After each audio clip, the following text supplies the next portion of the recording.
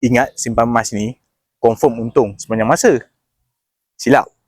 Ramai yang tersungkur dan rugi sebab buat 3 kesilapan ni. Kesilapan pertama, beli emas bulan ni. Lepas tu, bulan depan dah kalut nak jual balik. Ataupun, beli tahun ni, tahun depan nak nampak untung berdouble-double. Emas ni bukan instrumen skim cepat kaya. Dia adalah simpanan jangka masa panjang.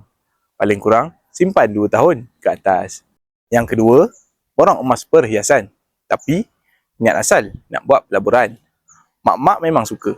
Tapi, nama pun emas perhiasan. Pakai je lah untuk menawar. Kenapa? Sebab, spread value atau susut nilai emas perhiasan ni sangat tinggi. Kadang, boleh mencecah 25 hingga ke 30%.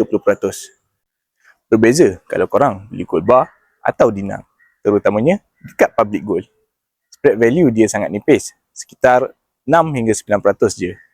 Syarat wajib dalam pelaburan emas, kalau susut nilai tu dah lebih 10%, korang kena fikir 2-3 kali. Sebab jalan nak untung tu sangat lambat. Jadi, dah faham kan? Nak melabur, beli gold bar atau dinar. Nak mula bajet comel pun boleh. Serendah RM100 je melalui akaun GAP. Siapa nak mulakan simpanan emas pertama hari ini? Tekan link di bio saya sekarang. Saya akan guide dari A sampai Z.